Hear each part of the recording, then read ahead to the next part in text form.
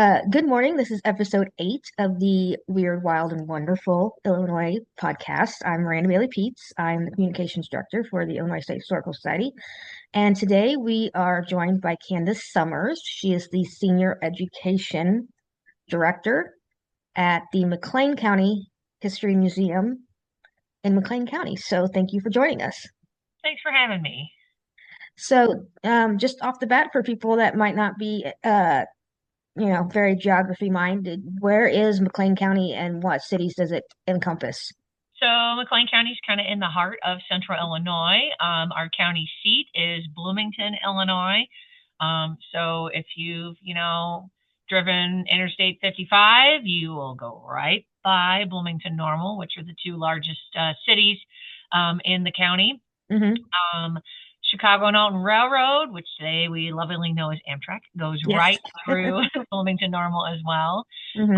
There's home of State Farm. It's the corporate Yeah. headquarters for the entire nation of State Farm. Illinois State University, Illinois Wesleyan University, Heartland Community College. It's a big hub here in McLean County. Oh, fantastic. So, what's the history behind McLean County? What makes McLean County so special? I mean, we have a lot of unique pieces of history. We, of course, have a big tie to Abraham Lincoln. Hmm. He spent a lot of time here in Bloomington Normal as he traveled the 8th Judicial Circuit when he was a lawyer. Very good friends with people like David Davis, Jesse Fell, Ashel Gridley, and those men helped him become president of the United States. Hmm. Um, a lot of agriculture here in McLean County, some of the richest farmland in the state because of the prairie here, Hmm. and lots of industry. First, we had the railroads that really helped us grow. The Illinois Central Railroad was first, Hmm. and then the Chicago and Alton Railroad followed soon right after. And without those two railroads, McLean County would be a very different place because Yes. that industry helped us grow in those early years. Fast forward, and then you have the interstate highway system that comes in, Hmm. 55, 74, 39. That helps us to continue to grow. And of course, the businesses here in McLean County, Hmm. starting with the railroad, we had the Chicago and Mountain Railroad shops on Bloomington's west side, and that was a hub for the entire Chicago and Railroad. As it traveled through McLean County from Chicago to Alton, Illinois.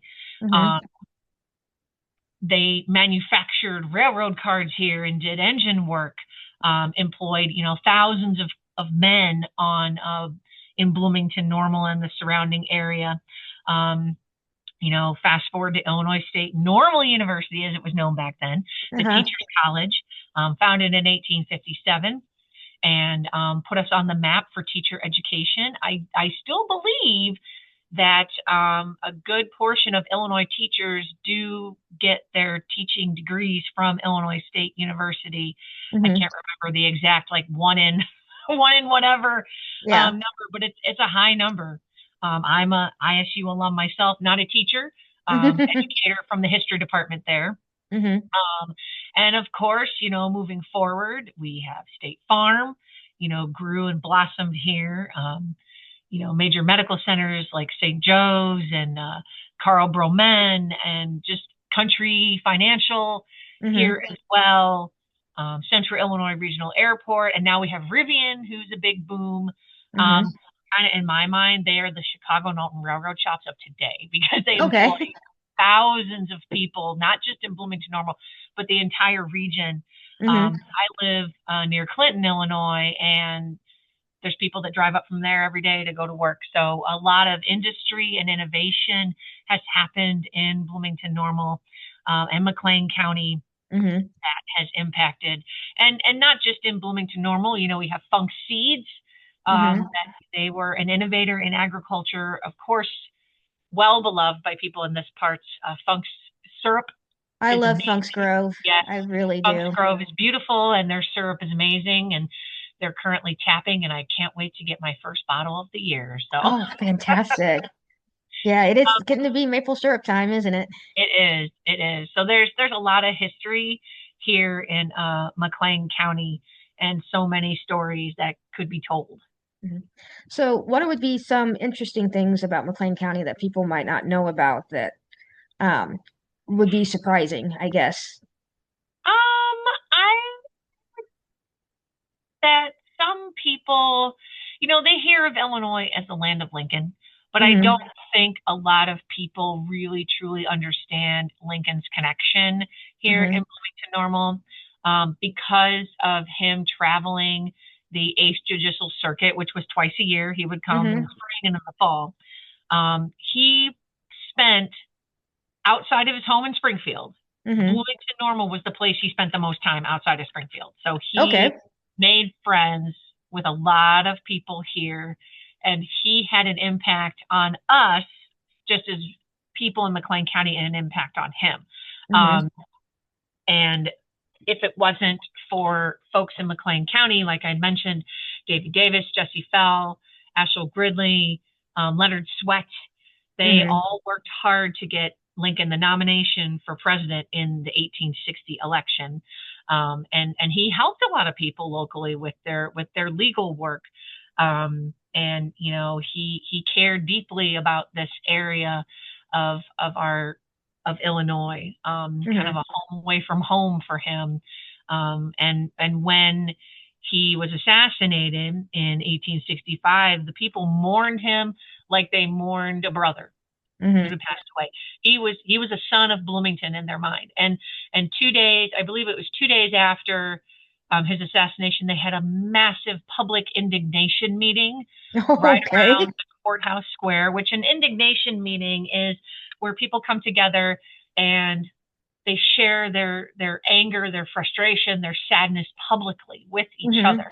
And there's this great image of our courthouse then, which was not the building I'm currently in. This is the fourth courthouse. It was the Hmm. second courthouse, the Lincoln era courthouse, we call it, where there's people just amassed around the building, on the square, in the streets, all so upset about the loss of Abraham Lincoln, and making speeches, and they bring their children, and it's amazing that we have a photograph of that, because it's one of the Yeah. few indignation meetings, I believe, that happen in the nation that there is a photograph of. I don't think I've ever even heard of a public indignation meeting. I kind of hope we could maybe do that again now. Well, there's definitely plenty of public gatherings where people do voice their displeasure or pleasure about something. And at least in my lifetime, I've seen Hmm. I've seen a fair few, but not anything like, this, Yes. Yeah. where just everyone, for the loss of, this one individual who Hmm. was so impactful on the trajectory of this nation's history. It's It's what it astonishing. would have been like to be a member of that crowd. It would have just been amazing. Yeah. That's so special to even have a, like you said, you don't really hear of those happening, but to even have a photograph of it happening Right? is just so unique and special. Yes, So absolutely. now, just from my own knowledge, I knew that Lincoln was a really good friend with David Davis. Um, Yes, very good friends. Yes. yeah. Can you tell us more about him? About David Davis? Uh-huh. Well, David Davis was, at first a lawyer, and he Hmm. also traveled the Eighth Judicial Circuit. And he was a judge, eventually became judge of the Eighth Judicial Circuit. And so he and Lincoln and other judges would travel around the circuit from county seat to county seat, which at one point the Eighth Judicial Circuit was 14 counties. Okay. That's a lot of travel, Yeah. especially pre-railroad. I mean, this was all on horseback and horse and buggy Hmm. with few real roads.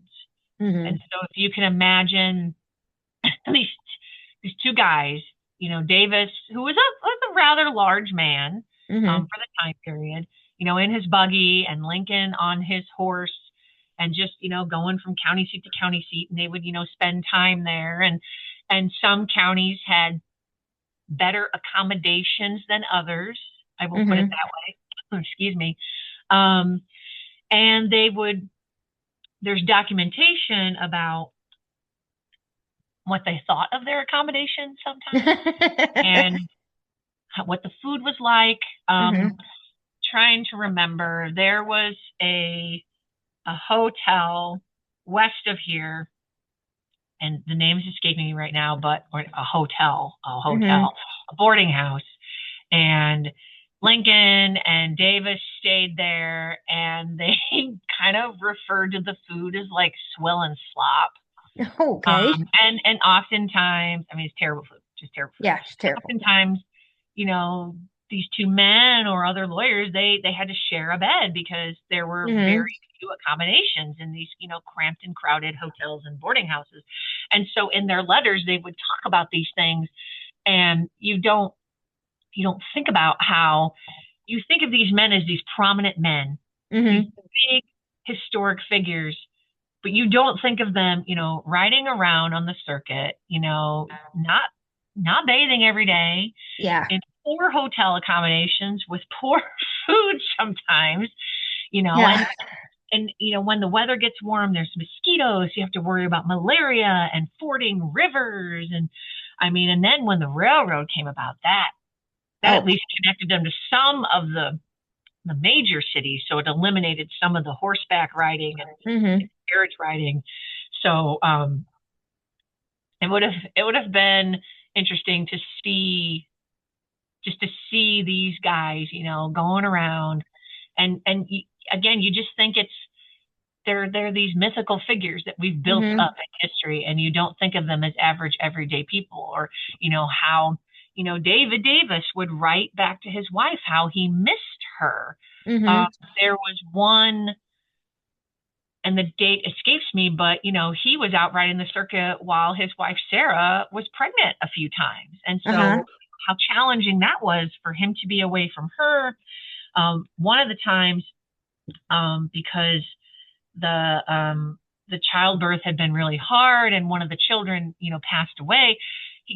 She went to stay with her mother, which was back out east, so she could recuperate. And how, David was so upset to be away from his wife in this, bad condition she was in. Mm-hmm. Um, so reading their letters really kind of humanizes them and gives you this picture that, these were regular guys who had lives just like we do, who just Yeah. happen to be these big, important historic Mm-hmm. figures that had a huge impact on our nation's history. Yeah. Yeah. So, outside of Abraham Lincoln and David Davis, who obviously loom very large, um, who else would people be surprised to find out is McLean County natives? So, two people that, a lot of people might not know, although they might know more about the grandson than the grandfather. Adley the first and Adley the second Stevenson. Okay, Um, yeah. Adley one, we'll talk about him first because I really find him a fascinating individual. Adley Stevenson the first was a lawyer, so many Mm-hmm. lawyers So in many McLean lawyers. County history, so many lawyers. Um, and he was a politician, Mm-hmm. a Democratic politician, which at the time, McLean County was a heavy, heavy stronghold for the Republican Party. So he Mm-hmm. was, kind of an outlier, but he's from Kentucky. Um, so Democrats down there. But he was a distinguished public serviceman. And he not only was a lawyer, but he also served other public offices, including two non-consecutive terms in Congress, Mm-hmm. a seat on the Bloomington Board of Education, and he also had business interests here in town, one of which was the McLean County Coal Company, which was on the west side of Bloomington. Mm-hmm. And he served as vice president under Grover Cleveland's second term, Okay. which was 1896 to, excuse me, until 1892 to 1897. And Mm-hmm. so, he had this big fanfare to go to Washington, D.C. Mm-hmm. And he actually had a club form. They called Okay. themselves the Stevenson Club. And what the Stevenson Club was that these guys who really, really, really wanted to see him become vice president, they created this club and they campaigned for him in Cleveland, and all these other Mm-hmm. things. And of course, they won. Yeah. And so what the Stevenson Club did is they basically escorted Stevenson and his family to Washington because that's where they would Hmm. live during the term. Right. And they had this big fanfare and a big party in Washington, and they still remained formed up until Stevenson died in 1914. And so the Stevenson Club then had the distinction of escorting his body through the funeral process when he died in 1914. So Adley the First house is on Franklin Park, Hmm. which is not far from downtown Bloomington. The house is still there. It's Okay. a I'm not sure if someone's living in it again or not, but the house still exists. Hmm. Beautiful Italianate house. And so the surviving members of the club, because it was over 100 men who were a part of this club, they escorted his casket and him to this building that I am sitting in right now, which was then the fourth McLean County Courthouse. And his body, to our knowledge, is the only body to have lied in state in this building. Oh, wow. Okay. Down on the first floor of our building in the rotunda, they had a big dais where the Hmm. casket sat on, crepe paper all over the west side, flags and drapes and everything. And for about 90 minutes, the public was allowed to come in to pay their final respects on June 16th. So that was 2 days after he passed away, and he passed away in Chicago. Hmm.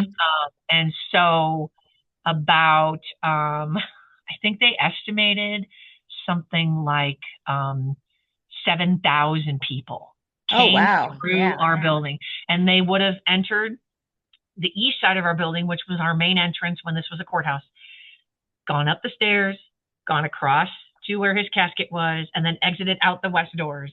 And they Hmm. ended up turning away probably another couple thousand people when they, okay, 2:45, time to go to Yep. the funeral.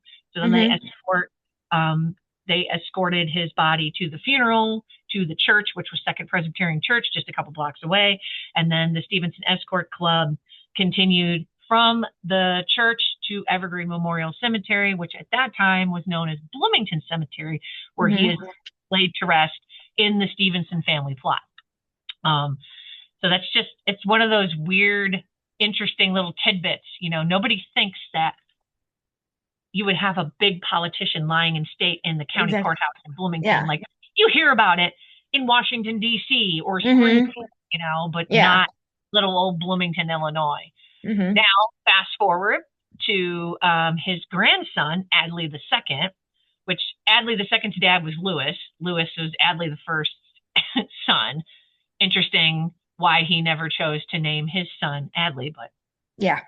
dive into that another day. And so Adley the Second, which many, many people have probably heard of Adley the Stevenson the Second, United Nations ambassador under Kennedy and Johnson, Hmm. governor of Illinois for one term, two-time failed Democratic candidate for president of the United States, which he went up against Dwight D. Eisenhower. I don't know Yeah. how anybody can expect, That one was kind of that'd be a rough one. Yeah. because he, as my husband's great grandmother would say, he brought my son home. So you have a lot of people saying he brought the boys home from World War II. Yeah. But Adley tried. He tried. He Hmm. tried. Now, a fun story that goes along with Adley the Second when he was governor is lawmakers tried to pass a cat leash law. Cat leash. Yes, where all cats must be on a leash when they're outside. Okay. And they did that because a group of bird lovers got together and pressured lawmakers to make this law because outdoor cats would kill the birds. And so Hmm. they need to be on leashes. And so there's this great graphic that somebody made of a cat on a leash with Adley the Second, and of course it didn't Hmm. pass. It did not pass because they're like, Yeah. how can you leash a cat? Yeah. He vetoed this law.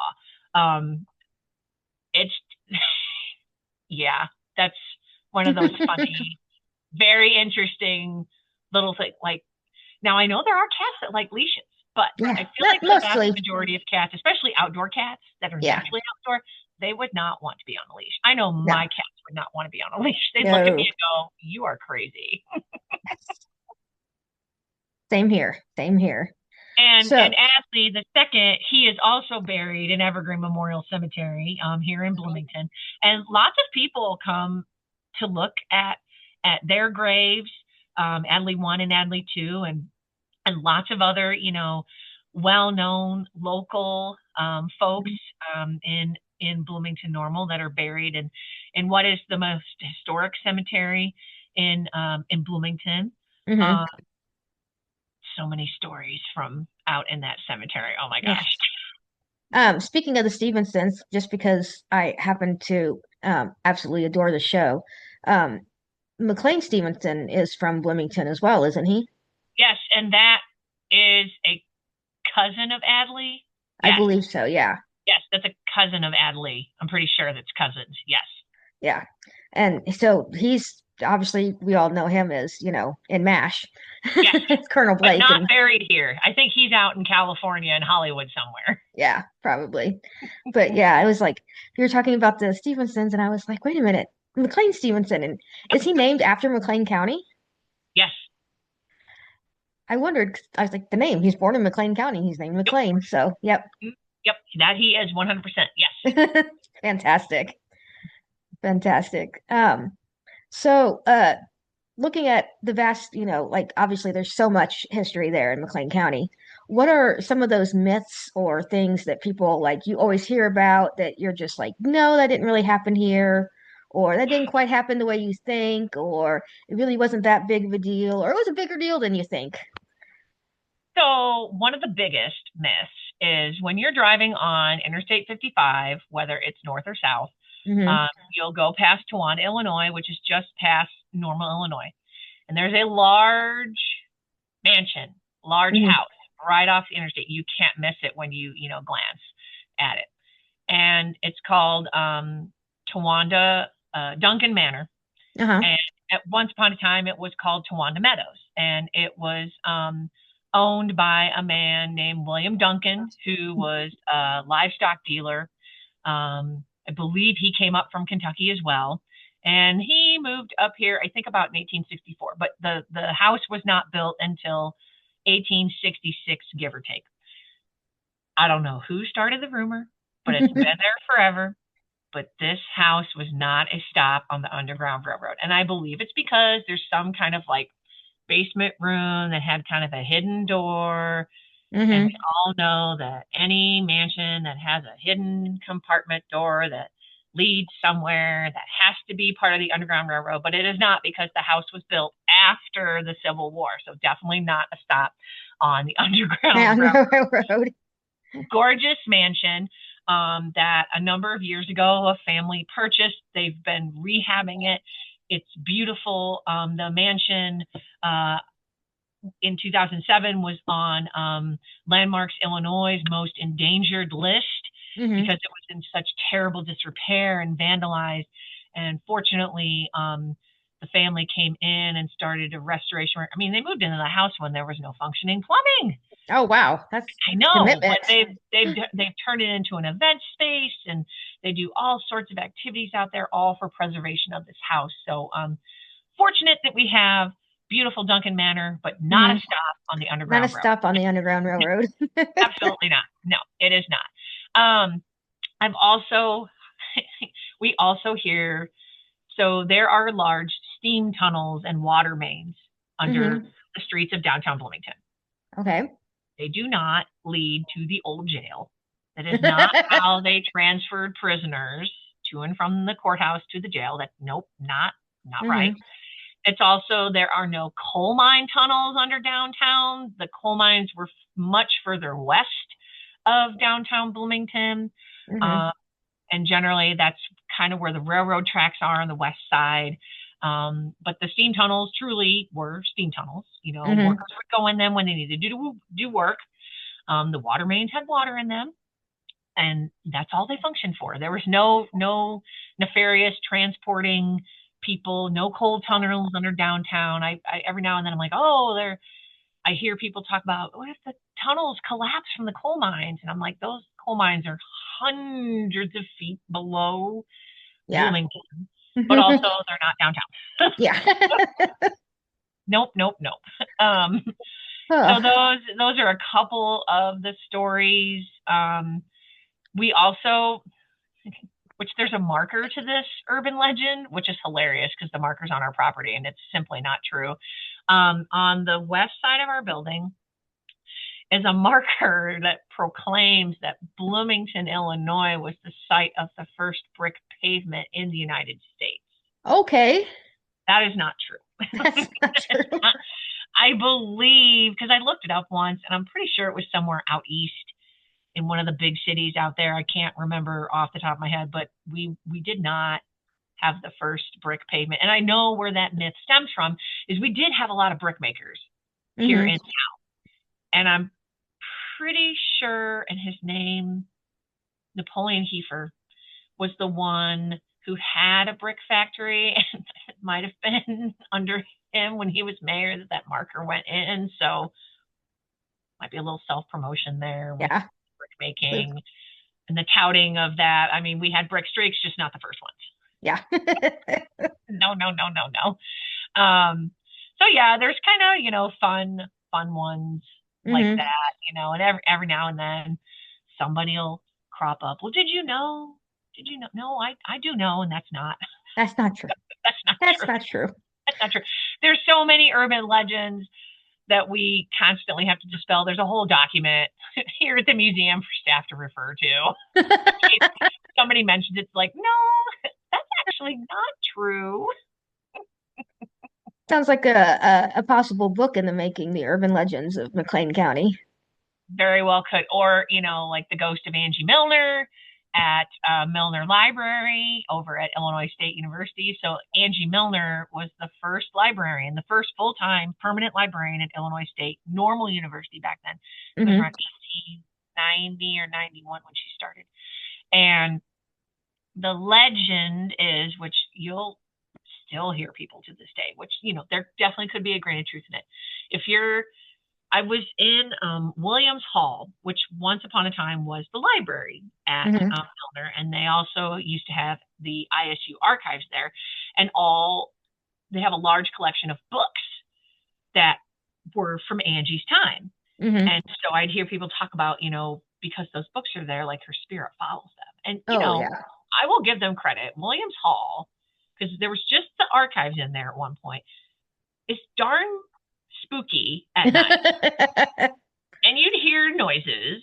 Hmm. So she could be lingering somewhere, Hmm. around there. And then, oh yeah, the myth that the ghost librarian that was at the beginning of Ghostbusters was modeled after Angie Milner.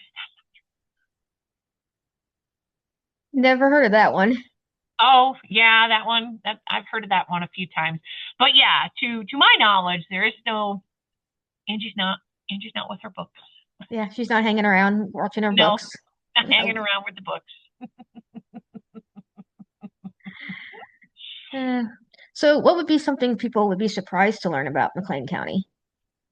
I mean, there's just so many interesting stories, and one that I finally found out the real story behind it. I had heard this story since I was new here at the museum, and Hmm. actually, when I was a grad student at ISU, when I was doing research into prohibition in McLean County. Now, yes, there may have been some connections to Al Capone because the Hmm. liquor inevitably flowed from Chicago. Hmm. To my knowledge, he never like had an organized crime ring down here. Yeah. It was a lot of independent entrepreneurial people that were making the booze and selling the booze and bringing the booze up from St. Louis or up down from Chicago. But temperance has a really strong root here in McLean County. And in Towanda, Illinois, a Hmm. group of women took it upon themselves to destroy one of the saloons because it was such a bad influence on the town. Hmm. It's called the Buena Vista Saloon. This was in about 1858, Okay. and it was the number varies depending on Mm-hmm. the account. It's somewhere between 60 and 70. Mm-hmm. uh, Descended upon the Buena Vista Saloon after picking up hatchets from a hardware store in Towanda. Okay. And they decided to attack the saloon because they wanted to destroy all the whiskey, all the alcohol, and the Mm-hmm. saloon stuff because it was just a scourge. It was a scourge on the town. Oh yeah. Men would go there, the sons would go there. They would come home and, you know, beat their wives and had no money to provide for their children, Mm-hmm. and they were like, enough is enough. These Mm-hmm. women were going to take matters into their own hands. And so they did. They went to the saloon, however many there were, because there were only ever 15 named in the actual court case against the women. Okay. Um, but they destroyed all the alcohol, they destroyed the saloon. Now, what's interesting about this case is the women were not allowed to testify in their own defense. Only men were allowed to testify. Okay. Now, women didn't have the right to vote then. No. Women couldn't serve on juries. No. Women were generally viewed as subordinates to men. So, Mm-hmm. hence Yeah. why we only have men. So, you had, of course, the saloon, the bartender himself, and then you had other men who were witnesses. And the bartender, he admitted that he couldn't identify any of the women in the courtroom who were named in the case because they were wearing different clothes. Oh my gosh. So that was like, yeah, I think these might be them, but they're wearing different clothes than they were back, when it happened. And so the women were, Mm-hmm. got off. It Mm-hmm. never went to like full trial. It was just a case held against the magistrate.